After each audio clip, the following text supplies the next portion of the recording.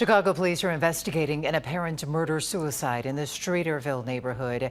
A man allegedly traveled from his home in Georgia and shot his estranged wife on Monday in her condo in the 200 block of East Ohio.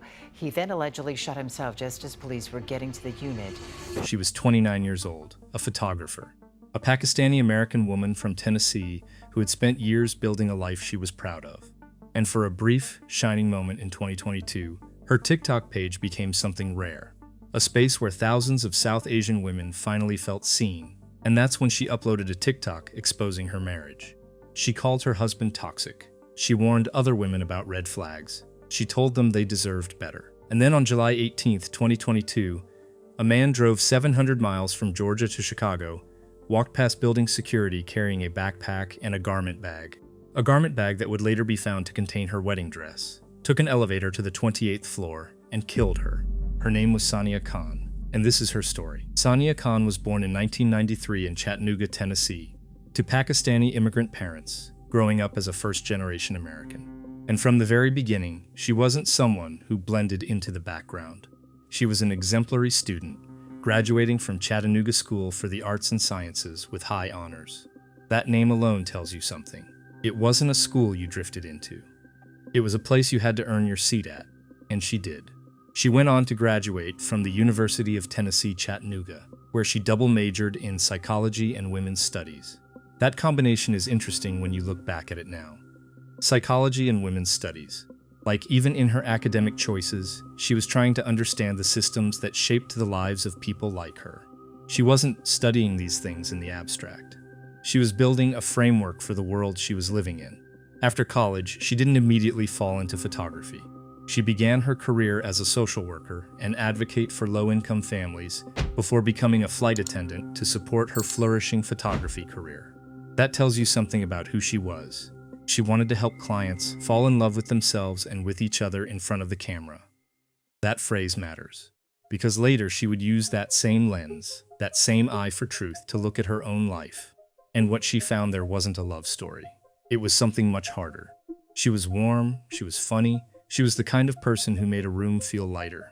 Friends described her as a light that outshined all of us. Her former teachers at Chattanooga School for the Arts and Sciences remembered her as a beacon. One teacher wrote that it was no surprise to those who knew her that she spent her life recording the beauty in others' lives, because that had always been who she was. But behind that warmth, there was also something brewing. A set of choices she was about to make that would define the last chapter of her life, and ultimately cost her everything. In 2016, she met Raheel Ahmad, whom she saw as an ideal partner. He was from the same community, which was important to her family. That detail is worth sitting with. He was from the same community.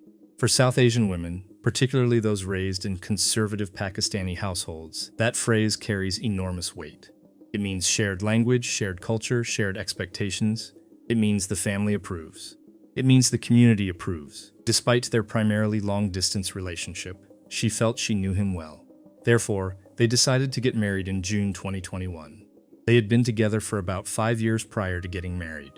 The couple met online. 5 years of dating. By the time they walked down the aisle, she believed she knew this man. She believed she was making a safe choice. They moved to Chicago together soon after the wedding. A new city, a new apartment, a new life. She was already building her photography business. He was pursuing a medical degree. On paper, everything was moving in the right direction. But behind closed doors, something else entirely was happening. According to her friend Gabriella Bordeaux, Raheel monitored what Sania wore. He was wary about who she hung out with, how she presented herself.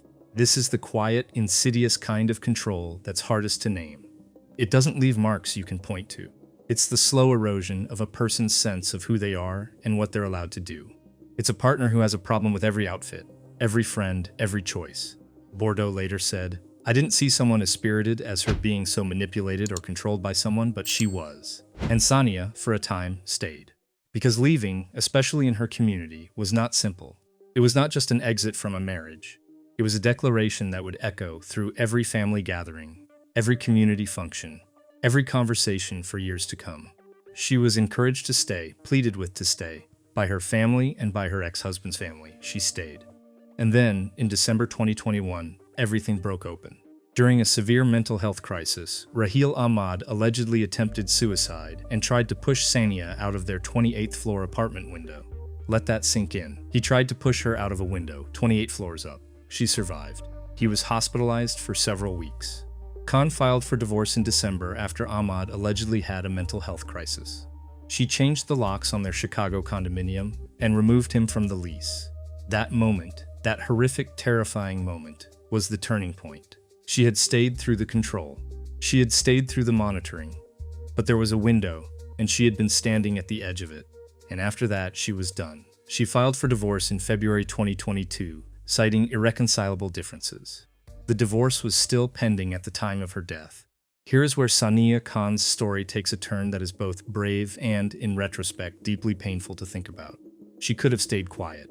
She could have filed her paperwork, waited for the legal process to run its course, and moved on with her life in silence. Most women in her position, most South Asian women navigating a divorce in a tight-knit conservative community, would have done exactly that. Would have absorbed the shame privately. Would have shown up to family gatherings with a smile and said nothing. Sania chose differently. Her friend Meru Sheikh, who was the maid of honor at her wedding, said Sania wondered whether she should post about her divorce on social media because of the backlash she knew she'd receive, but ultimately thought it was important to be vulnerable. She opened TikTok, she pointed the camera at herself, and she started talking. She spoke openly about divorce and her community's disapproval on TikTok under the username @JeminiGirl099. She talked about the pain of leaving a marriage she said she shouldn't have been in. She talked about starting her life over. One post from June 2022 became particularly significant. In it, she wrote, "Going through a divorce as a South Asian woman feels like you failed at life sometimes. The way the community labels you, the lack of emotional support you receive, and the pressure to stay with someone because what will people say is isolating. It makes it harder for women to leave marriages that they shouldn't have been in to begin with." Women from across the South Asian diaspora flooded her comments. They recognized themselves in her words. They thanked her. Some said she was the first person in their community who had ever said out loud what they had been feeling for years. In another video, she addressed her South Asian followers directly. She said, "To my South Asian queens, a reminder that you don't have to settle in marriage or love. The person you marry is the person you sleep next to every single night. Please don't take that lightly. Sleeping next to you is an honor. Is that man truly deserving of you, or does he just look good on paper?" And all the while, the divorce proceedings were continuing. The papers were filed. Ahmad had relocated to Alpharetta, Georgia. The divorce was set to be finalized in August 2022. She was so close. She was almost on the other side. She had also done something else. Something that mattered, and that would later matter enormously. She had started planning a new chapter entirely. Her close friend Gabriella Bordeaux had been ready to kick off a new life with Sania in Chicago. They had just found a house, picked it out together, and signed the lease. They were planning to eventually move to California together. She wasn't just surviving, she was building. What happened in the weeks and months before July 18th, 2022 is not just a story about one violent man. It is a story about every safeguard that was supposed to protect Sania Khan, and failed. After the December 2021 incident, after Ahmad tried to push her out of a window and was hospitalized, Sania didn't just file for divorce and hope for the best. She took concrete steps, every single one that was available to her. She obtained a restraining order against him and notified building management of the threat he posed. She changed the locks on their apartment. She had his name removed from the lease. In the spring of 2022, she notified all parties involved in managing and securing the building, already aware of the December incident, not to allow him in the building. She personally told the management team, face to face, that Raheel Ahmad was a threat, that he should not be allowed entry under any circumstances. She personally told the management employees that under no circumstances should Ahmad be allowed in the building because she feared for her safety. Meanwhile, Ahmad was in Georgia, and whatever he was processing in those months, the divorce, the TikTok posts, the life that was moving forward without him, it was building into something. He left a suicide note, claiming he was going to kill himself and Sania because he couldn't cope with the divorce. He had made his decision, he just hadn't acted on it yet. Monday, a summer afternoon in Chicago. Sania was at home in her apartment at 211 East Ohio Street in Streeterville, a high-rise building in one of the most densely populated, well-monitored neighborhoods in the city. Police reported that they discovered an unresponsive woman and man at the home around 4:30 p.m. But let's go back a few hours. Because what happened before those officers knocked on the door is what makes this case so infuriating. Raheel Ahmad drove 700 miles from Georgia to downtown Chicago. 700 miles. That is not an impulsive drive. That is not someone who snapped in a moment of rage. He drove more than 10 hours to get there. He knew where he was going. He knew what he was going to do. And he had packed accordingly. He arrived at 211 East Ohio Street. He did not come as himself. He came as a prospective tenant. Video obtained by the family's legal counsel shows Ahmad entering the building on July 18 and walking past security without showing his identification. He met up with a realtor who is seen on tape showing her own ID to security in a management office to tour apartments. After 2 tours, Ahmad allegedly told the realtor that he did not want to see any more apartments and told her that he was going to meet up with some friends in the building, at which point they departed ways. And then he was alone, inside the building, free to go wherever he wanted. He was seen in the footage carrying a garment bag and a backpack.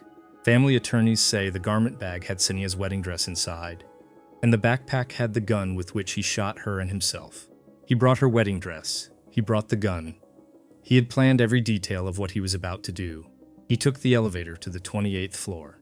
Attorneys believe he gained access to Sania's apartment by kicking the door open, as evidenced by injury to her face. He kicked her door in. Police said Ahmad shot her in the back of her head before turning the gun on himself. Chicago police knocked on the door and immediately heard a gunshot. Upon entry, they found Sania's body lying near the door with a gunshot wound to the back of her head. Shortly thereafter, Ahmad was found in a bedroom with the same wound. She was pronounced dead on scene.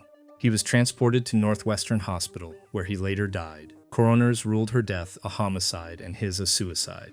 The divorce was 3 weeks from being finalized. She had been 22 days away from the other side.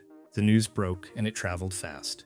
Not just through Chicago, not just through the Pakistani American community, but through every corner of the South Asian diaspora.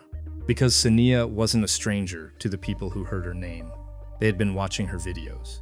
They had been sending her messages. They had written in the comments that her words felt like someone had finally looked them in the eye and said, "I know, me too. You are not alone," and now she was gone, killed by the exact kind of man she had been warning them about. For South Asian women who had been through divorces, her killing hit differently. One Marathi woman who lives in the US and chose to stay anonymous for safety reasons said, "I could see myself in her." For her to have not only left him, but being able to survive and be happy and do well, that was not something he could live with. That woman's own ex-husband, she said, had threatened to harm her and her children. Other divorced South Asian women said they had faced the same stigmas and isolation when trying to leave abusive partners. Sania had given a face and a voice to something millions of women were living in silence.